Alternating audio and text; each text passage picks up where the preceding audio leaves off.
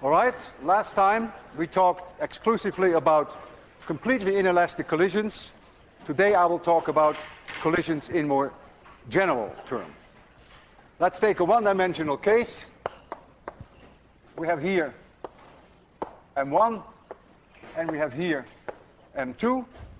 And to make life a little easy, we'll make V2 0. And this particle has velocity v1. After the collision, M2 has a velocity v2 prime, and M1, let it have a velocity v1 prime. I don't even know whether it's in this direction or whether it is in that direction. You will see that either one is possible. To find v1 prime and to find v2 prime, it's clear that you now need two equations. And if there is no net external force on the system as a whole during the collisions, then momentum is conserved. And so you can write down that M1 v1 must be M1 v1 prime plus M2 v2 prime. Now, you may want to put arrows over there to indicate that they are vectors, but since it's a one-dimensional case, you can leave the arrows off, and the signs will then automatically take care of the direction. If you call this plus, then if you get a minus sign, you know that the velocity is in the opposite direction. So now we need a second equation. Now, in physics, we do believe very strongly in the conservation of energy. Not necessarily in the conservation of kinetic energy, as you have seen last time. You can destroy kinetic energy. But somehow we believe that if you destroy energy, it must come out in some other form, and you cannot create energy out of nothing. And in the case of the completely inelastic collision that we have seen last time, we lost kinetic energy, which was converted to heat. There was internal friction. When the car wreck plowed into each other, there was internal friction, no external friction, and that took out kinetic energy. And so, in its most general form, you can write down that the kinetic energy before the collision plus some number q equals the kinetic energy after the collision. And if you know q, then you have a second equation, and then you can solve for v1 prime and for v2 prime. If q is larger than 0, then you have gained kinetic energy. That is possible. We did that last time.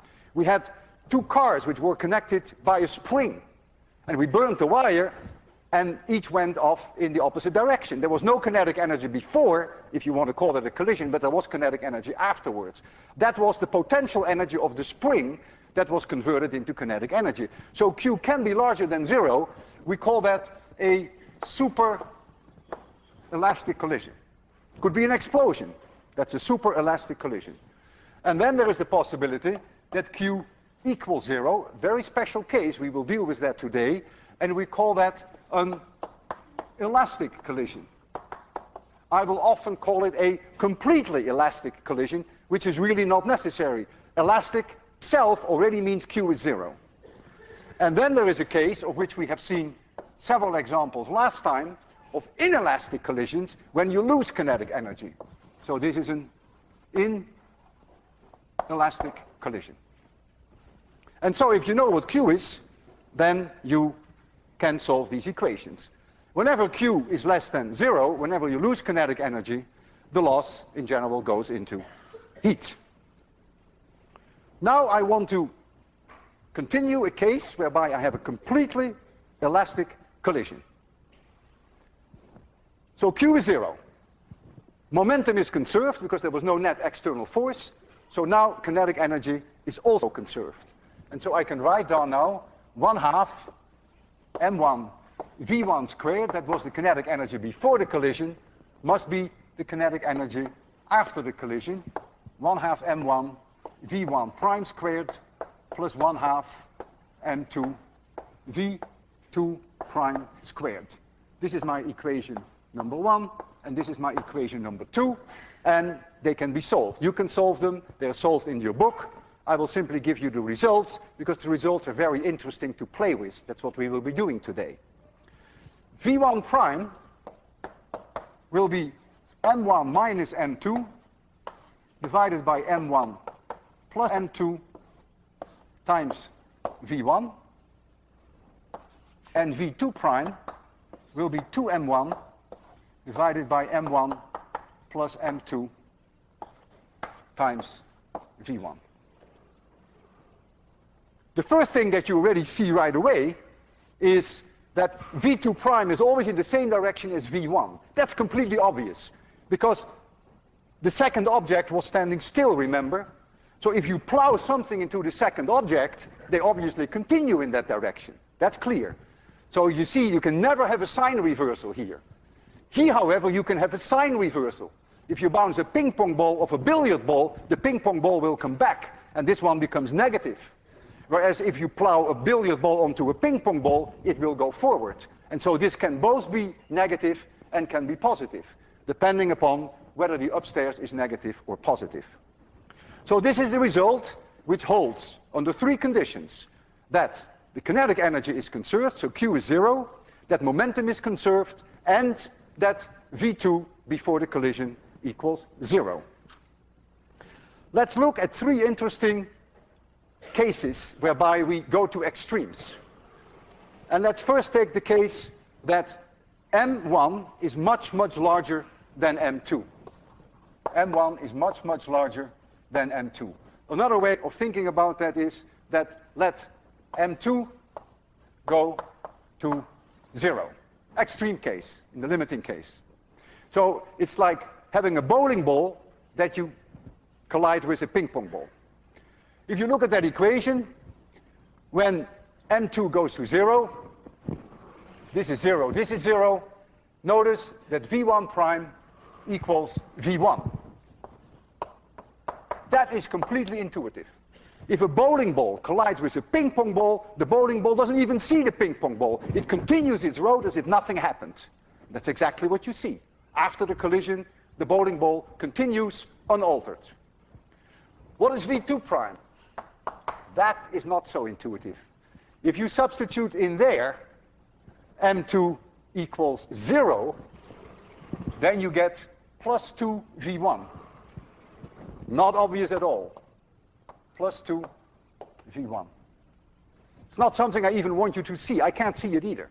I'll do a demonstration. You can see that it really happens. So now you take a bowling ball and you collide the bowling ball with the ping pong ball, and the ping pong ball will get a velocity 2v1. Not more, not less. And the bowling ball continues at the same speed. Now let's take a case whereby M1 equals much, much less than M2. In other words, in the limiting case, M1 goes to 0. And we substitute that in here. So M1 goes to 0. So this is 0. And so you see V1 prime equals minus V1. V1 prime equals minus V1. Completely obvious. The ping pong ball bounces off the bowling ball, and it just bounces back. And this is what you see. And the bowling ball doesn't do anything because M1 goes to 0, so V2 prime goes to 0. So that's very intuitive. And now we have a very cute case that M1 equals M2. And when you substitute that in here, when M1 equals M2, V1 prime becomes 0. So the first one stops, but V2 prime becomes V1. If M1 equals M2, you have 2 downstairs here and 2 upstairs, and you see that V2 prime equals V1. And that is a remarkable case. You've all seen that. You've all played with Newton's cradle. You have 2 billiard balls. One is still and the other one bangs on it. The first one stops and the second one takes off with the speed of the first. An amazing thing. We've all seen it. I presume you have all seen it. Most people do this with pendulums, where they bounce these balls against each other. I will do it here with a model that you can see a little easier. I have here billiard balls, and if I bounce this one on this one, then we have case number 3. Then you see this one stands still, and this one takes over the speed. Quite amazing. Every time I see this, I love it. It is a wonderful thing to see. Nature, just imagine you in nature. And this ball comes on. And in no time at all, you have to solve these two equations very quickly. There's only one solution, and nature knows how to do that. This one stops, and this one goes on. It's an amazing result. And I'm sure that you have seen these pendulums that you can play with. Here we have not a bowling ball onto a ping pong ball, but we have a billiard ball. The mass ratio is not infinity to 1, but is 500 to 1, which is quite large. And so what I will first do is very intuitive. I will first bounce the ping pong ball off the bowling ball, the billiard ball. The ping pong ball comes back almost with the same speed, not quite, because the ratio is not infinity to 1, but it is 500 to 1, and the billiard ball will do practically nothing. That's exactly what you see there in case 2. So there we go. You see the ping pong ball comes back almost as far as I let it go. Tells you that the speed has not changed. It just bounces back, and the billiard ball almost does nothing. Now comes case number 1. That's the non-intuitive case. It is intuitive that if the billiard ball hits the ping pong ball, that it will continue, as you will see, v1 prime is v1 with the same speed. It's not at all intuitive that the ping pong ball will get twice the speed of the billiard ball. And of course, you cannot see that quantitatively, because we don't do a quantitative measurement of the speed of the ping pong ball. But you will see that it bounces up quite high. So there we go. The billiard ball onto the ping pong ball. Look at the billiard ball alone, forget the ping pong ball, and try to see that the speed of the billiard ball is practically unaffected by the collision. That's what you see there. v1 prime is v1. You see it's practically unaffected. Now, of course, it is way harder to see that the ping pong ball gets twice the speed of the billiard ball because we don't do a quantitative measurement. All right, so those were examples then of those 3 possibilities that you all see on the blackboard there. Now I want to do more completely elastic collisions, and I'm going to do that with the air track. I'm going to try to make completely elastic collisions. That's not so easy. I will have one object stand still. So always v2 equals 0. And they are completely elastic. Kinetic energy is conserved. This word completely is not necessary. I always add it in my mind. I'm going to have one object M1, which I bang against object M2, and object M2 will be standing here, will have no speed. And object M1 comes in from this side, and I'll try to make the collision elastic. And the way I will do that is by using springs, which are attached to each mass. And springs are conservative forces. So there is almost no heat that is generated in the springs during the collision. And so to a reasonable approximation, you will get an elastic collision. But of course there's always air drag. I can never take air drag out. So there's always some external force on the system. So momentum is never exactly conserved, and kinetic energy is never exactly conserved either. So it's only an approximation.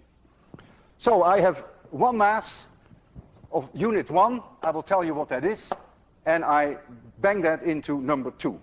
And the masses that I have, one mass is 241 plus or minus 1 gram. And the other mass that I have is 482 plus or minus 1 gram. And I have 2 of these. And in my first experiment, I will use these 2. So this is the ratio that you see, 1 to 1. I will give it a certain velocity, which I cannot tell you what that is. That depends on how happy I feel. If I push hard, then the velocity will be high. If I push softly, the velocity will be low. But it is something. And then we're going to get here v1 prime. And there is a prediction that this velocity will be 0. Look all the way on the blackboard there. You will see if the masses are the same, and there's an elastic collision, this one will stand still, and this one, v2 prime, will have a velocity v1. So that's a prediction. The second case, I bounce one car onto another one which is twice the mass, certain velocity, which I don't know what it is. And now, what are we going to get?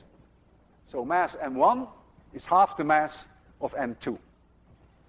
So this is a 1, and this is a 2, and this is 3.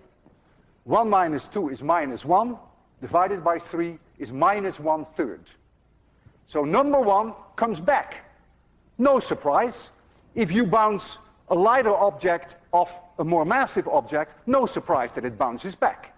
So that's minus 1/3. And when we look here, we have 2 times 1 divided by 1 plus 2 is 3. That is plus 2/3. So number 1 will come back with a speed 1/3, which of course, since this is sign sensitive, we get 1/3 v1, and this one is plus 2/3 v1. That's the prediction. And the way we're going to measure it is by measure the time for the objects to move over a distance of 10 centimeters. No matter how long you see these cars to be, there is here a piece of metal which is 10 centimeters long. It goes through a slot with a diode. We have one system here and one there. And during this 10 centimeter movement, we measure the time. We begin when this piece of metal enters the diode system, and we stop the time when it leaves the diode system. And each one of those cars has this 10 centimeter metal plate. So the way we're going to do this is by measure timing, of course. This velocity will give me a certain time, and this velocity will give me a certain time. Whatever comes out, you will see that on this timer. Then T1 prime is, in this case, it stands still, so must be 0.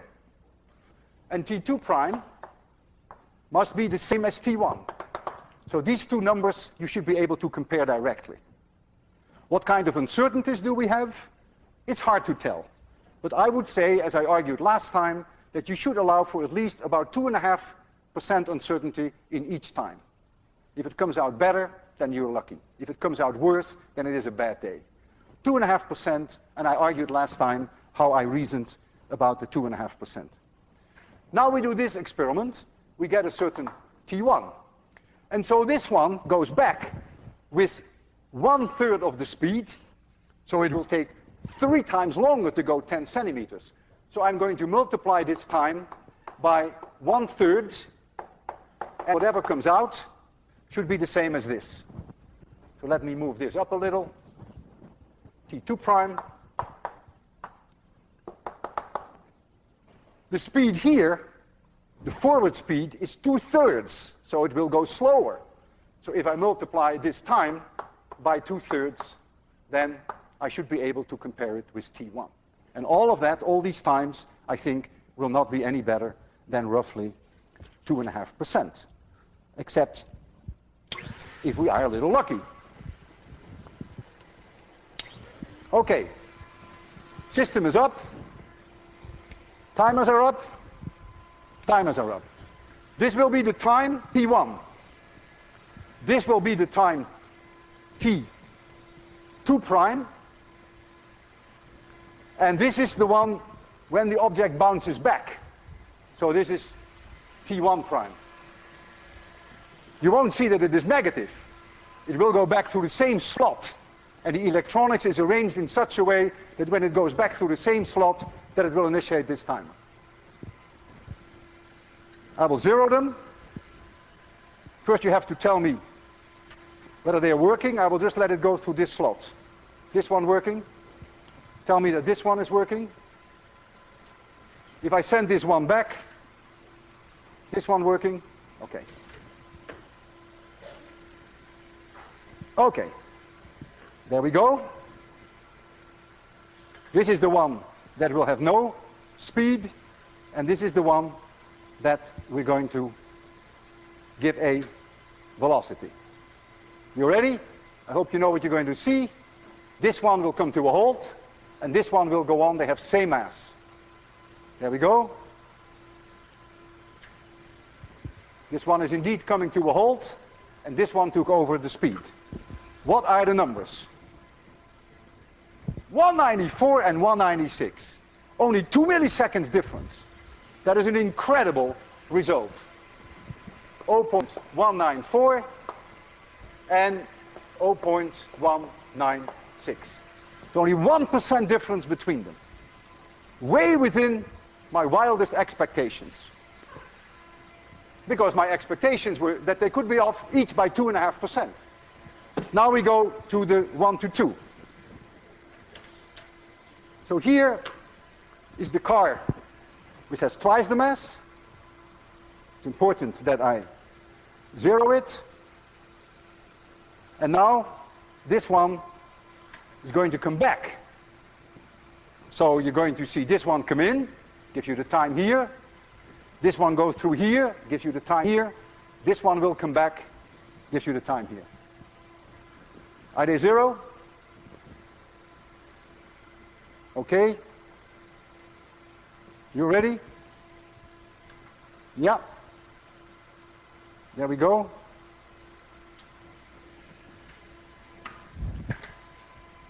Okay. Now comes the real acid test.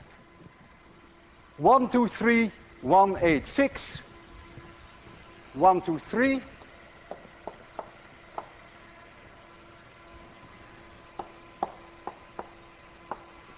And what is the last one?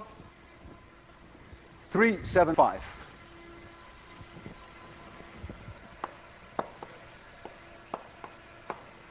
Okay, let me be lazy. And let me use my calculator.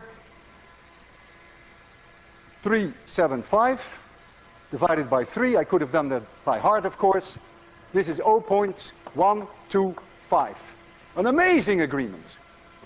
Amazing. Only 2% off, less than 2%. Now here, 0.186 times 2 divided by 3, 0.124. I can't believe it. Less than 1% off. So you see in front of your eyes that we were able to create something that was indeed extremely close to elastic collisions, in spite of all the problems that we have air drag, and that, of course, there is always some loss of kinetic energy. But it's so little that it doesn't show up in these measurements. Now, I want you to have a sleepless night. I want you to think about the following. And if you can't solve it before the night is over, then I really think you should lie awake. Here is the wall. Here is a tennis ball that comes in with a certain mass n, and it has a certain velocity v, whatever that is. It's a nearly elastic collision, and it bounces back from the wall. And we all know that if it's a nearly elastic collision, that it comes back with the same velocity. Kinetic energy is conserved. All the kinetic energy is in the tennis ball. Nothing is in the wall. The wall has an infinitely large mass. But the momentum of this tennis ball has changed by an amount 2mv. That momentum must be in the wall. It's non-negotiable because momentum must be conserved. So now here you see in front of your eyes a case that the wall has momentum, but it has no kinetic energy. Can you understand that? Can you reconcile that? Can you show me mathematically that that is completely kosher, that the wall has momentum 2mv? It's non-negotiable. It must have momentum, and yet it has no kinetic energy. How is that possible? Think about it, and if you can't solve it, call me at 3 a.m. and I'll tell you the solution. Okay, now let's look at this from the center of mass frame of reference. The center of mass is very special, and physicists love to work in the center of mass for reasons that you will understand. In the absence of any net external forces on a system as a whole, as we discussed last time, the center of mass will always have the same velocity. We did a demonstration there with two vibrating objects with a spring, but yet the center of mass was moving with a constant velocity. The beauty now is, if you jump into the frame of the center of mass, that means you move with the same velocity of the center of mass stands still in your frame of reference. And if the center of mass stands still, the momentum of the particles in your frame of reference, in the center of mass frame of reference, is zero. It is zero before the collisions, and it is zero after the collisions. And this gives the center of mass some amazing properties that I will discuss with you now. First, we have a particle m1, and we have a particle m2. And let this one, in the center of mass frame, have a velocity u1, and this in the center of mass frame has a velocity u2. I give it specifically u's, so that you can separate the u's from the v's. The v's are always in your frame of reference, the u's are in the frame of reference of the center of mass. And I take a case whereby I have a completely elastic collision. That means Q is zero, the kind that we have just discussed. Momentum is not only conserved, but it is also zero at all moments in time, before and after the collision. After the collision, let's say m2 goes back with velocity u2 prime, and let's say m1 has a velocity u1 prime. That's the situation after the collision. Now I know that momentum is zero, so I already can write down for this situation after the collision that m1 times u1 prime plus m2 times u2 prime must be zero. I don't write them down as vectors. That's not necessary because it's a one-dimensional collision, and the signs will automatically take care of the directions. I told you I chose the case of a completely elastic collision, Q zero, and so kinetic energy must be conserved. So I have, before the collision, I have 1/2 m1 u1 squared plus 1/2 m2 u2 squared, and after the collision I have 1/2 m1 u1 prime squared plus 1/2 m2 u2 prime squared. Kinetic energy before, kinetic energy afterwards. Equation 1, equation 2. Nature can solve that quicker than we can, and the result is amazing. The result in the center of mass is that u1 prime equals minus u1 and u2 prime equals minus u2. And that is an amazing result when you think about it. It means that in the center of mass, all that happens is that the speeds reverse directions, but the velocities reverse directions, but the speeds remain the same. And that is a remarkable result. If you ever want to move yourself to the center of mass, you will have to know what the center of mass velocity is. How do we calculate the velocity of the center of mass? So we're dealing here with the center of mass frame, and now I'm going back to the laboratory frame. And we know that m total times the position vector of the center of mass, this is the way we defined it last time, equals m1 times the position vector of particle 1 plus m2 times the position vector of particle 2. And so, if you take the derivative of this equation, then the positions become velocities. So the velocity of the center of mass equals 1 divided by m1 plus m2, because that's the m total which I bring under here, and upstairs I get m1 v1 plus m2 v2. And notice I left the arrows off, because since it's a one-dimensional problem, signs will take care of the directions. So this is the velocity of the center of mass. I wrote it also there on the blackboard, because later on in this lecture I will need it, and it is possible that by that time I have erased it, and so that's why I wrote it down there too. So if now you want to know what u1 is, so now you want to know what the velocity is in the center of mass frame, that of course equals v1 minus the velocity of the center of mass, and u2 equals v2 minus the velocity of the center of mass. So this is a way that you can transfer, if you want to, into the center of mass frame. And it sometimes pays off for reasons that I mentioned, that the momentum in the center of mass frame is zero. Always zero before the collision and after the collision, independent of whether it is an elastic collision, whether it's an inelastic collision, or whether it's a superelastic collision. Now, if you later wanted to transfer back to your laboratory frame, then of course you will have to add the velocity of the center of mass again to the u1 prime, and you have to add the velocity of the center of mass to the u2 prime. The velocity of the center of mass has not changed as seen from your frame of reference, because the velocity of center of mass is always the same, remember, because momentum is conserved. So to get into the center of mass frame, you must subtract the velocity of the center of mass from the initial velocities. To get out of it, you must add them. Now, the kinetic energy and the momentum depend on your reference frame. In general, the total momentum, as seen from your seats, is not zero. That's only in a very special case. In the case of the center of mass, the total momentum is always zero. The kinetic energy, as seen from the lab frame, is certainly in general not the same as the kinetic energy from the center of mass frame. And now comes another unique property of the center of mass. If I have a completely inelastic collision, then all energy in the center of mass frame is lost. That's obvious.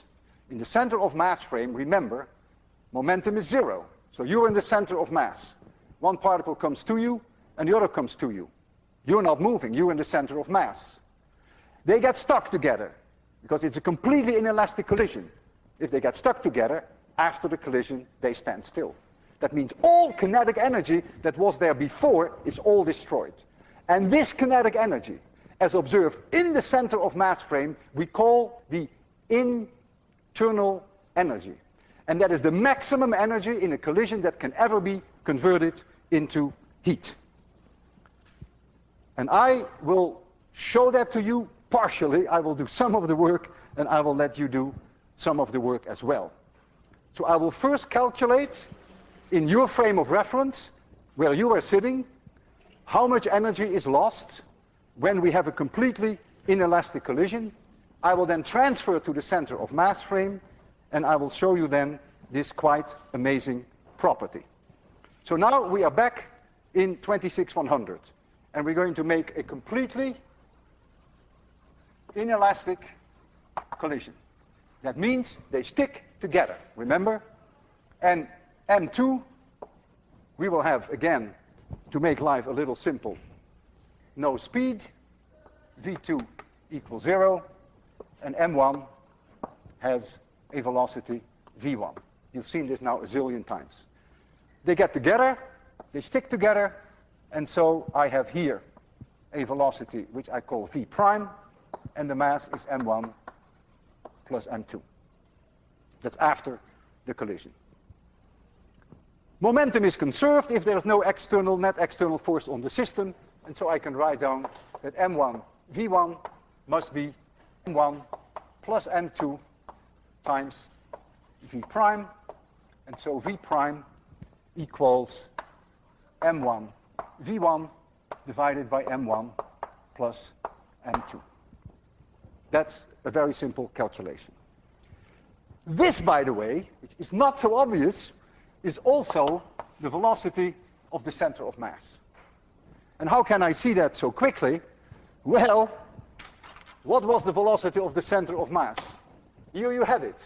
This was in general. This was not for the case that V2 was 0. This was more general. Make V2 0, and you see exactly that you see here the same result. So this must be the velocity of the center of mass. Now we can calculate what the difference is between the potential energy, the kinetic energy after the collision, and the kinetic energy before the collision. That is, of course, something that is rather trivial. You know what the kinetic energy is before the collision. It's 1/2 m1 v1 squared. And you know what it is after the collision. I calculated V prime, and so you have to take half this mass, multiply it by this velocity squared. You can do that. I'm sure you can do that, and you will be able to see that this equals minus, you have to massage the algebra a little bit, minus 1/2 m1 m2 divided by m1 plus m2 times v1 squared. That's what you will find. The minus sign is predictable. We lose kinetic energy when there is a completely inelastic collision. We've done many last lecture. You lose kinetic energy. We saw it in every single case. That's what the minus sign means. This is Q. You lose kinetic energy, and that goes into heat. So you've done your homework now in the laboratory frame, and you are home free. Very well. Now I'm going to do the same calculation in the center of mass frame. And I will show you now, that's the purpose, that this amount of energy, which is what is lost, that is all there was to start with in the center of mass frame. And that's a unique property of the center of mass. And so I'm going to convert now to transfer you to the center of mass frame.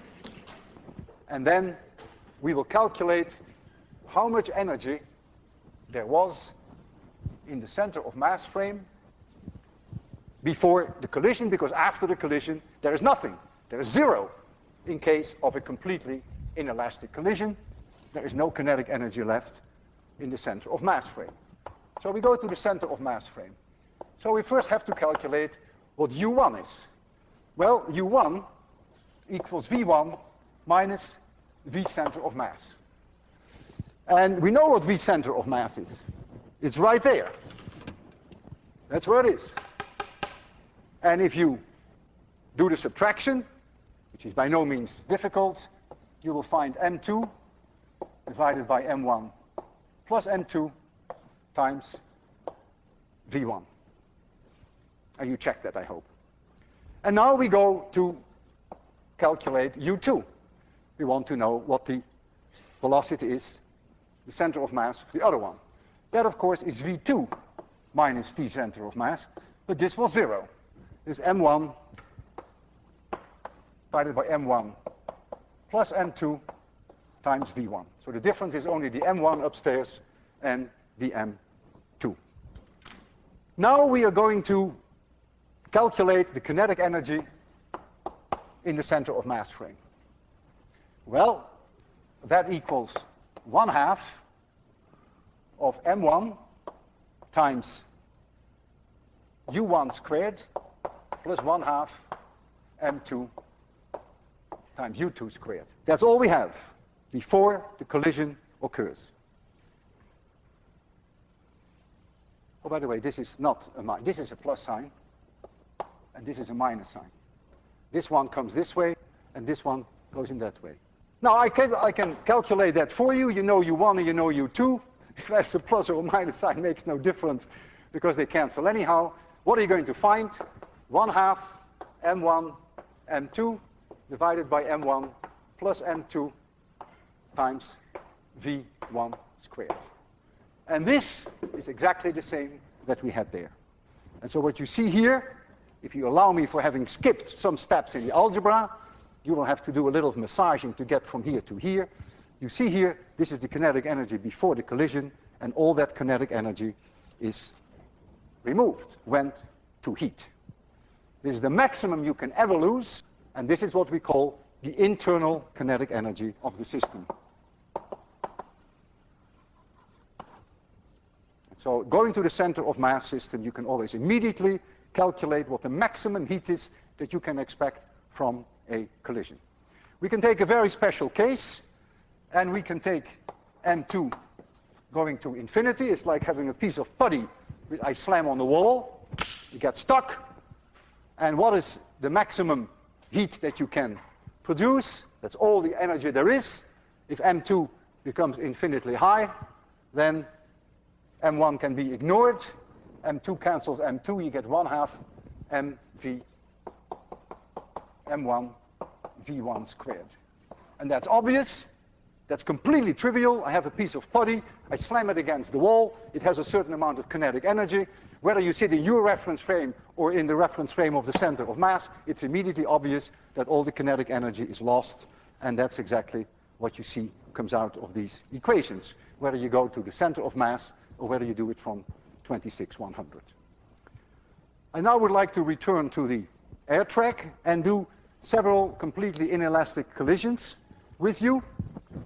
Again, we have to assume that momentum is conserved. It never is completely, but we can come close. And we will have two cars that, no, we're going now completely inelastic.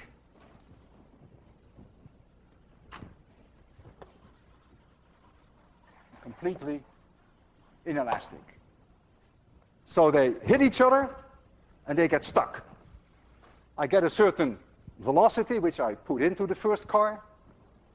It hits the second car and it gets stuck.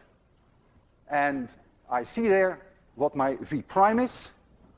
I see there on the blackboard that if the two are the same, I have a 1 here, a 1 and a 1 here. If that's the ratio, the outcome is that V prime must be 1/2 V1. So this must be 1/2 V1. Now I have a mass which is half the other one. I plow it into the other. They get stuck together. And now I get 1 divided by 1 plus 2. I get 1/3. Notice in both cases I get a plus sign. That's of course obvious. If I plow into something and they stick together, they continue in the same direction. And so now I will do the timing in exactly the same way that I did before, except that now I have a completely inelastic collision. I will have a timing T1, and I will have a timing T prime. The cars have a slightly different mass, 237.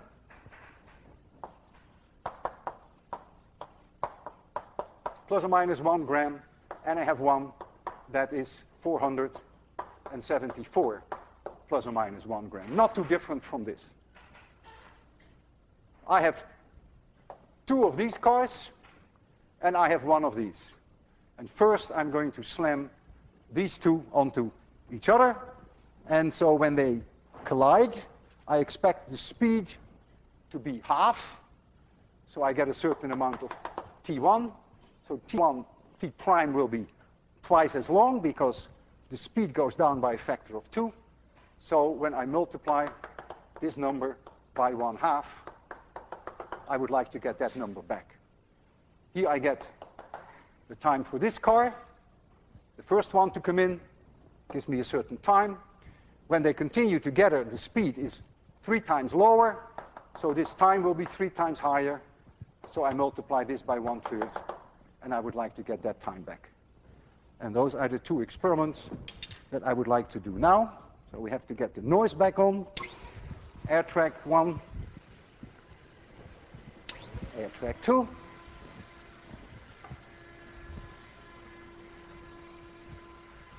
Here we have the 2 cars.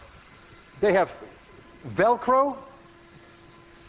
So when they hit each other, they get stuck. Sometimes they bounce, actually. You have to do the experiment again. This one goes here. This one goes here. Are these 2 timers on? We don't need this timer anymore. Are they both on?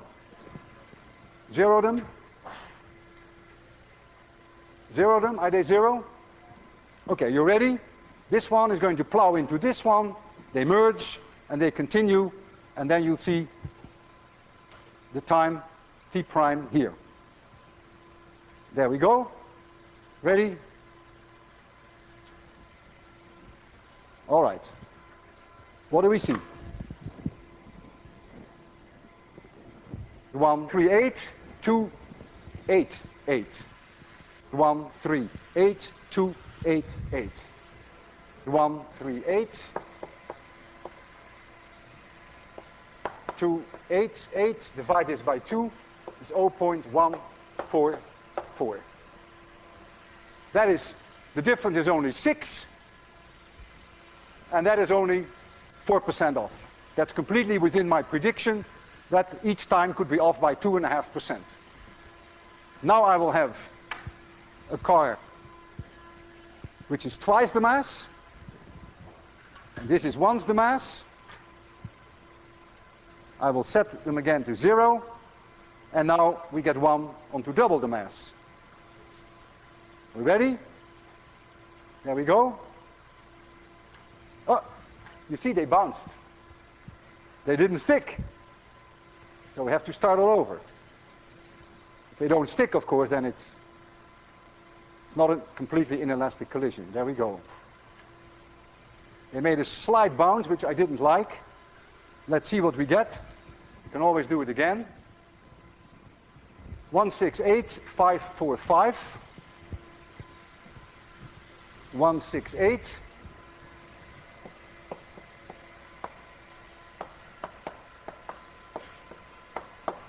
Multiply this by 3. 504,545. 8% difference is a little high, but these things can happen. I told you they bounced. I didn't like that. And then they got stuck again. I will do it once more. Maybe I'm a little bit luckier. Again, they bounced a little before they finally merged. 603,187.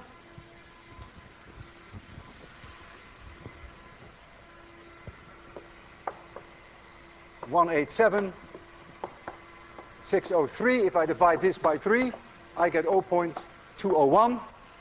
And that is off again by about 13 units, about 7% difference. So it's a little bit more than the 5% that I allowed for. Now, to make it worse for you tonight, I would like you to think about something else. Not only about the tennis ball against the wall, whereby the wall has momentum but no kinetic energy, but now I would like you to think about this amazing thing. I have 8 billiard balls here. And your Newton cradles probably also have 8 balls hanging from pendulums. This is easier to demonstrate in 26-100. Now I let 2 balls bang onto the other 6. And I know that you predict what's going to happen, and your prediction is correct. If you slam 2 balls onto the 6, nature is going to calculate like mad to conserve momentum, to conserve kinetic energy, closely enough to a completely elastic collision. And out comes that the only way that nature can do it is the following. They all stand still, and these 2 take off. Look again. They all stand still, and these 2 take off. That's not an easy calculation. But now look at the following. Hold it. What happens if I take 3, and I bang 3 on the other's 5? What do you predict is going to happen? How many will take off? 3, you think. You sure? You were right. Okay. Now, 5. 5 on 3. This is a tough problem even for nature. What do you think will happen? 5 will go again, and 3 will stay. You're good. If any one of you can show me analytically that this is what has to happen, I would love to see those results. Okay, see you Wednesday.